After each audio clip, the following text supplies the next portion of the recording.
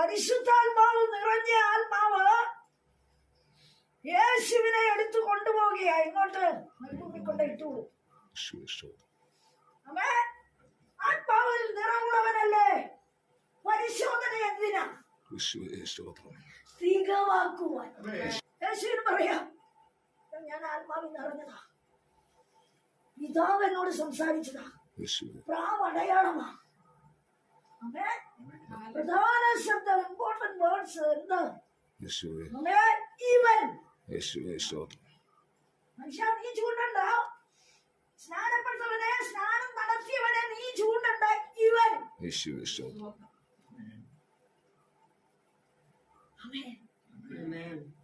യേശുവിനോട് സംസാരിച്ച ദൈവത്തിന്റെ ദൂതൻ യേശുവിനെ കൂട്ടിക്കൊണ്ട് ഇട്ടുകൊടുത്തു. പിശാചിന്റെ കയ്യിലെ പരീക്ഷിച്ചു. എന്റെ കുഞ്ഞാ പരീക്ഷിച്ചു. വിടുതലുള്ളത് കൊണ്ട് പരീക്ഷ. ഏറ്റവും ജയം, ഏറ്റവും ജയം. യേശുവിന്റെ നാമത്തിൽ ജയം. പറയട്ടെ, ദൈവത്തിന്റെ ആത്മാവ് നിന്നോട് സംസാരിച്ചിട്ടുണ്ടോ? നിങ്ങൾ പരിശോധന വരും. സ്തോത്രം. ക്ഷണിക്കാതെ നിന്റെ വാഗ്ദത്തത്തെ നിന്റെ കയ്യിൽ വരുത്താതിരിപ്പാൻ, നിന്റെ അനുഭവം പൂർണ്ണയാകാതിരിപ്പാൻ, നീ തികവുള്ളവളായി ശുഭപ്പെടാതിരിപ്പാൻ പോരാടുന്ന എതിരാളി ഉണ്ടപ്പാ.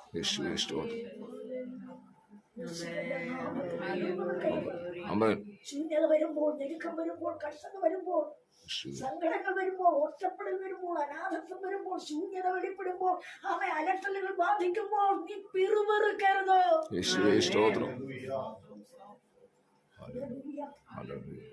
ഞാൻ പറഞ്ഞു വെച്ച വാചകം, യേശുവിനെ പരിശോധിക്കാൻ ഏൽപ്പിച്ചാൽ നമ്മളെ എത്രയധികം. എന്തിനാ എടുക്കേണ്ട വാക്യം? അതിനുശേഷം എനിക്ക് സകല പരീക്ഷയും തികഞ്ഞ ശേഷം ആത്മാവിന്റെ ശക്തിയോടെ ചിലത് തികച്ചാൽ ആ ശക്തി, നിറഞ്ഞാൽ ആ ശക്തി, പരിശോധന വെളിപ്പെട്ടാൽ ആ ശക്തി, പൂർണ്ണത വെളിപ്പെടണമോ?